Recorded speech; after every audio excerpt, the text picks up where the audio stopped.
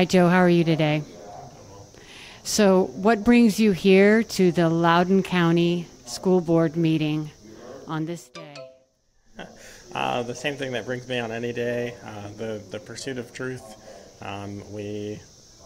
They've done and said a lot of things that aren't true with the power and the enforcement of the government, and it's wreaking havoc on our kids. My kids are all homeschooled for obvious reasons, but if we don't nip it in the bud now, then things are going to be really nasty in about 25 or 30 years. So that's why we're here. How did you hear about what's going on in the schools? I am very politically inclined. I didn't used to say an activist, but I'm just that person. I do a political podcast. I'm friends with all of the political people in there. So when it happened, when the Chardonnay Antifa thing happened, I'm not on Facebook, but I'm on Twitter. And it made a stir immediately, and I'm like, they can't have done this. And then I look at the screenshots, and I look at the members, and I look and see it's their actual public-facing confirmed accounts. And then I'm like, I can't believe they did this. And I didn't make the list, which is a bummer.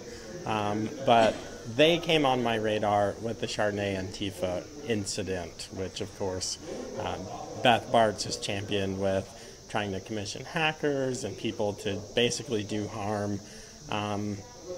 I would probably guess also violence, but I think the investigation is saying do harm, malfeasance of some sort.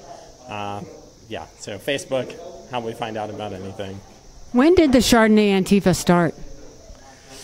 Ooh, I don't. I think it started about 4 months ago because I lived here. I moved back to Virginia this past October, so it happened within the last 7 months. No, it was after the election. I think it was January 2020. So what kinds of things are you seeing that you're worried about in the schools here? Having worked in government contracts for a long time, the secrecy, huge red flag, where procurement policies are done in darkness and under the guise of emergency. There's no emergency that facilitates that we need to buy naughty books for kids. Maybe if they bought medical supplies, maybe if they bought alcohol wipes, surgical masks, gloves, things like that. But when they're making changes to the curriculum and they're kind of sweeping that in with other emergency auspices, that's a red flag. It's a red flag for auditors. It's a red flag for procurement professionals that write contracts.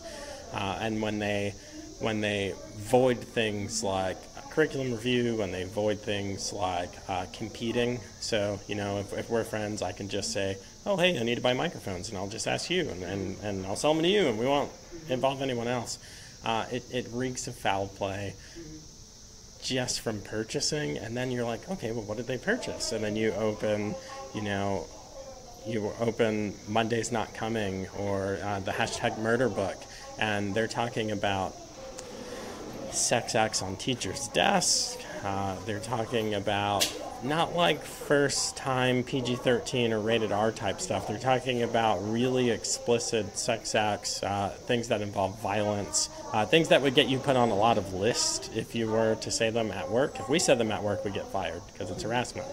I think it's harassment to say it to kids. And then the other thing that put them on my radar, and that's most alarming to me, if you cut everything else out, this is the red flag. Spent 7 years combating human trafficking. It's not an other world problem, it's a here problem. $150 billion industry. I just looked at the Trafficking in Persons report today or yesterday, and Polaris Project, they have it, I don't want to say the wrong number, but it was 25 million people. It was 24.9 million people trafficked internationally right now today. Huge percentage of that in the United States, huge percentage of that American children, huge percentage of those are familially trafficked. Parents trafficking kids, siblings trafficking each other, cousins, aunts, uncles, and that sort of thing. How that happens is adults showing an interest in the sexuality of children. Wildly inappropriate. I don't care in middle school and elementary school if Tom and Jane have a relationship, or Tom and Billy, or Tom, Jane, and Billy. For the adult to show that interest is a red flag from from, a sex predator type of situation. So that's why I linked up with Ian. When I saw that, I said, they're doing half of the work of the grooming, of the changing the moral compass, of the pulling on that little thread of, is this appropriate? Well, let's normalize it more and more. That's 6 to 9 months of work that a trafficker does to get a child to do what they want.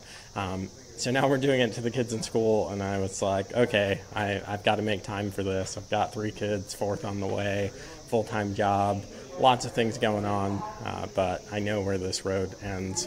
And socialism's a worry, but even now, kids are being trafficked here in this town and towns across America, and people don't know anything about it. And this curriculum is making it worse.